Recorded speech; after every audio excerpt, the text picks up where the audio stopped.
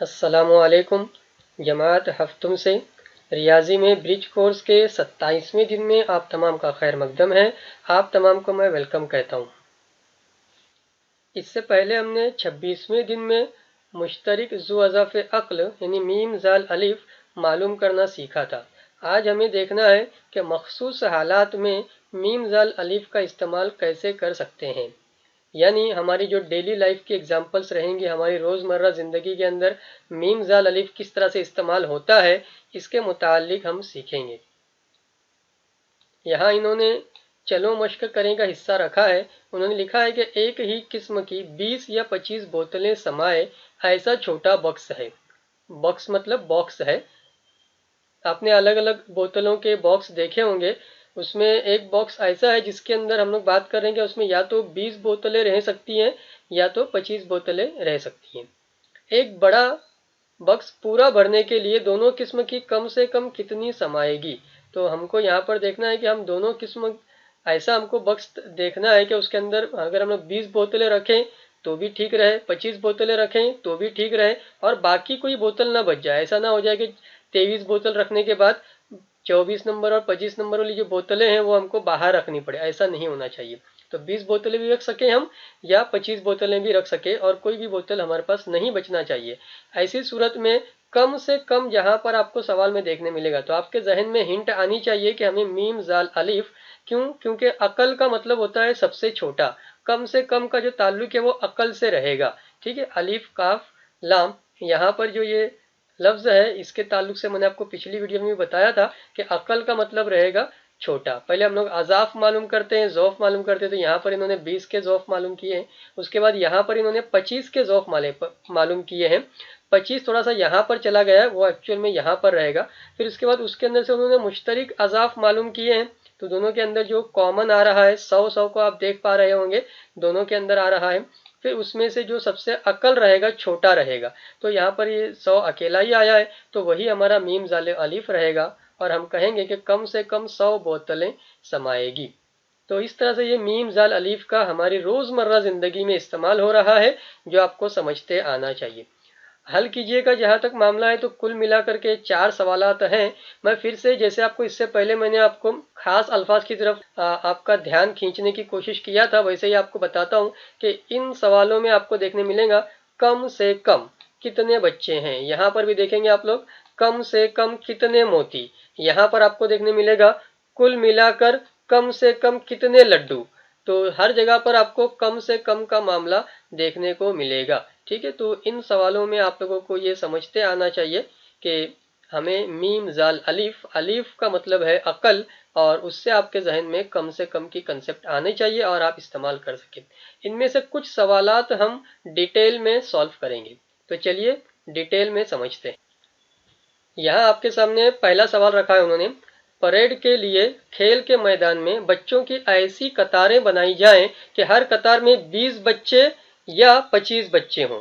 آپ نے بھی کبھی نہ کبھی قطاریں وغیرہ بنائی ہوگی پریڈ کے میدان میں یا کسی اور کام کے لیے، تو یہاں پر انہوں نے کہا ہے کہ قطار میں کتنے بچے ہو سکتے ہیں، 20 بچے لے سکتے ہیں آپ یا 25 بچے ہوں، تو قطاریں پوری ہوتی ہیں اور ایک بھی بچہ نہیں بچتا ہے۔ جب ہم تمام قطاریں لگا لیں گے تو اس کے بعد ایک بھی بچہ نہیں بچنا چاہیے۔ بتائیے اس اسکول میں کم سے کم کتنے بچے ہیں؟ کم سے آپ کے ذہن میں آنا چاہیے میم زال الف۔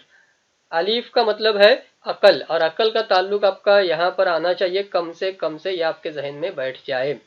اب اس کو سالو کرنے کے لیے پہلے ہمیں 20 کے اضاف معلوم کرنے ہیں، پھر اس کے بعد 25 کے اضاف معلوم کرنے ہیں، پھر اس کے بعد ان کا مشترک اضاف دیکھیں گے، اور پھر اس کے بعد ان میں سے جو عقل رہے گا وہ معاملہ رہے گا۔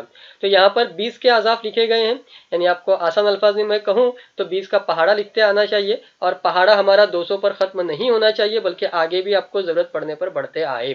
اس کے بعد آپ کو 25 کے اضاف لکھتے آنے چاہیے، 25 50 75 100 وغیرہ وغیرہ، اور یہ بھی آپ کا جو پہاڑا ہے وہ 250 پر ختم نہیں ہونا ہے، آپ ضرورت پڑنے پر اسے آگے بڑھا سکتے ہیں۔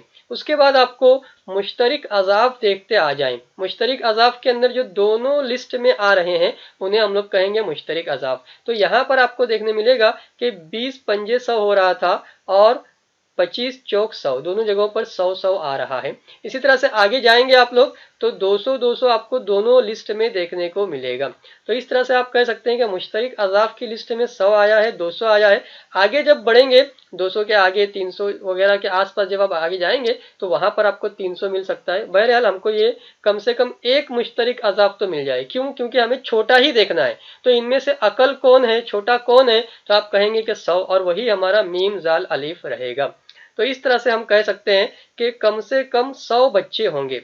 अब आप लोग समझ सकते हैं कि जब हम 100 बच्चों को 20-20 की कतार में लगाते जाएंगे तो कुल मिलाकर के 5 कतारें हम लगा सकेंगे और उसके बाद कोई बच्चा नहीं बचेगा। वही अगर हम 25-25 बच्चों की कतार बनाते जाएं तो हम 4 कतार लगा पाएंगे और उसके बाद भी कोई बच्चा नहीं बचेगा। तो इस तरह से हमारी डेली लाइफ की एग्जाम्पल में हम लोग मीम जाल अलीफ का इस्तेमाल कर सकते हैं और यहाँ पर आपका ये मुकम्मल जवाब तैयार हो जाता है।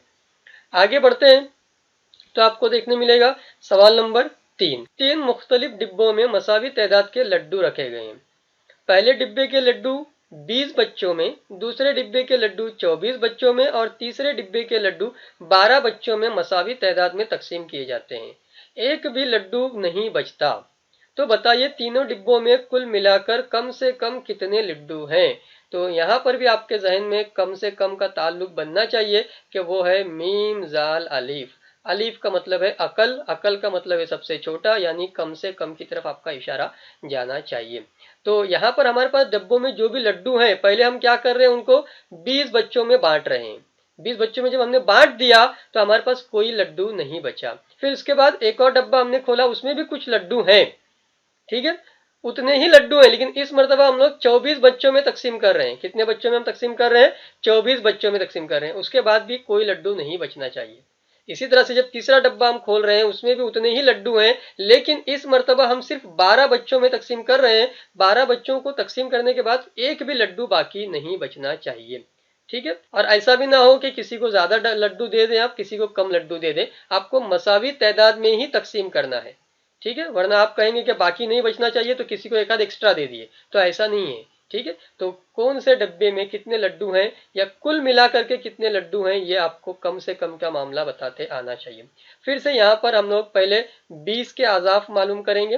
तो 20 के आजाफ की लिस्ट आ चुकी है। फिर इसके बाद दूसरा डब्बा, इसके अंदर 24 बच्चों में हमको लड्डू को बांटना है, तो 24 के आजाफ हमने लिख लिए हैं। फिर इसके तीसरे डब्बे के जो लड्डू है वो हमें 12 बच्चों में तकसीम करना है, तो 12 के भी हमने इस तरह से आजाफ लिख लिए हैं। अब हमको देखना है कि तीनों में मुश्तरिक कौन आ रहा है। तो 20, 40, 60, 80 वगैरह यहाँ पर है। फिर इसके बाद 24 वगैरह, ये 120 यहाँ पर दोनों जगहों पर मैच हो रहा है। और 12 के पहाड़े में देखते हो तो भी आपको 120 देखने मिल रहा है। तो बहरहाल तीनों लिस्ट में जो मुश्तरिक है वो है हमारा 120, 120।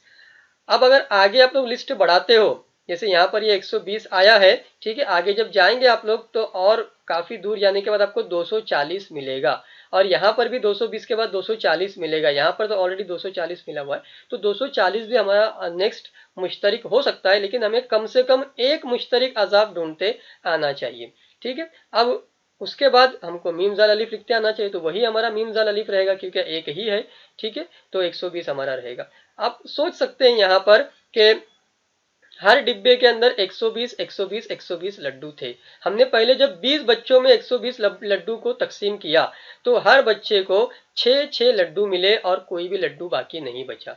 जब हमने दूसरा डब्बा खोला उसमें भी 120 लड्डू थे। जब हमने 24 बच्चों में बांटते गए तो हर बच्चे को 5-5 लड्डू मिले और अब भी कोई लड्डू बाकी नहीं बचा।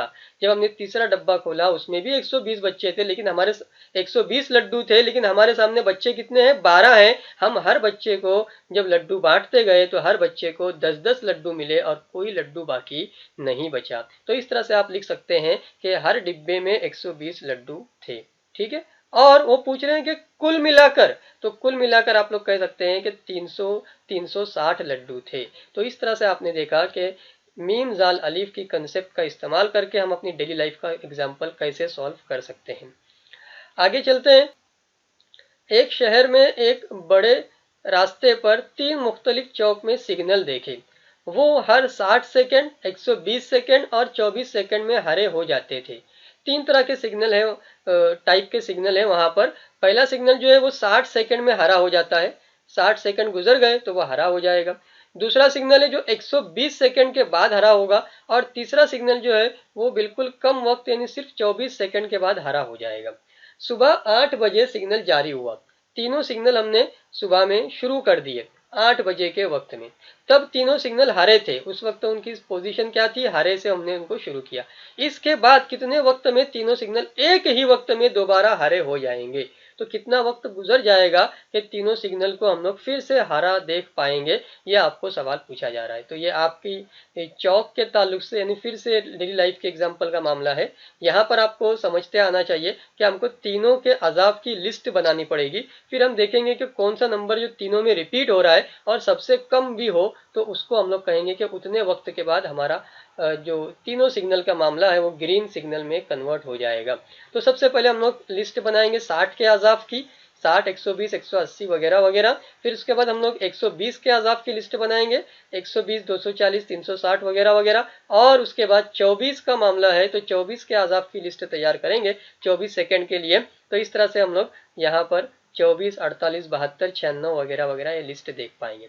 फिर हमको ढूंढना रहेगा कि कितने वक्त के बाद तीनों सेम हो रहे हैं। तो यहाँ पर 60 है, यहाँ पर 120 है, यहाँ पर भी 120 है और यहाँ पर भी 120 है, यानी तीनों भी यहाँ पर आपका मैच हो रहा है। तो यहाँ आपको समझते आना चाहिए कि 120 सेकंड के बाद तीनों भी जो सिग्नल हैं वो एक जैसे कलर में यानी ग्रीन कलर में हो जाएंगे। क्या होगा हम अब देखते हैं, उसको एक बार और समझते हैं अच्छे से कि जो 60 सेकंड में जो सिग्नल चेंज हो रहा है तो पहले वो 60 सेकंड के बाद हरा हो जाएगा, फिर 120 सेकंड के बाद हरा हो जाएगा। तो ये पहला सिग्नल का मामला रहेगा जो 60 सेकंड फिर 120 सेकंड के बाद हरा हो जाएगा। दूसरा सिग्नल 120 सेकंड के बाद हरा हो चुका हुआ तो दोनों भी हरे हरे दिखाई देंगे। और तीसरा सिग्नल जो 24 सेकंड में तब्दील हो रहा है तो 24 सेकंड के बाद वो हरा होगा, फिर 24 सेकंड के बाद हरा होगा, फिर 24 सेकंड के बाद हरा होगा, फिर 24 सेकंड के बाद हरा होगा, और आखिरी मर्तबा जब 24 सेकंड के बाद हरा होगा पांचवी मर्तबा तो भी वो टाइम पर 120 सेकंड हो चुके होंगे। तो तीनों भी एक साथ 120 सेकंड के बाद आपके वो हरे कलर में आपको दिखाई देंगे। और इस तरह से आप लोग कह सकते हैं कि 120 सेकंड यानी 2 मिनट, 120 सेकंड का मतलब क्या है एक्चुअल में कि 2 मिनट के बाद, ठीक है, तीनों सिग्नल एक ही वक्त में दोबारा हरे हो जाएंगे। फिर और 2 मिनट के बाद आपको फिर से आपको हरे दिखाई देंगे, फिर और 2 मिनट के बाद, इस तरह से हर 2-2 मिनट के बाद आपको वो एक साथ तीनों भी हरे दिखाई देंगे। तो ये आपके आम जिंदगी का अच्छा सवाल था जिसे हमने मीम जाल अलिफ की कंसेप्ट की मदद से सॉल्व करके आपको समझाया है। उम्मीद है आपको सारी बातें क्लियर हो चुकी होंगी। आखिर में मैं आप तमाम का शुक्रिया अदा करता हूँ। शुक्रिया, अल्लाह हाफ़िज़।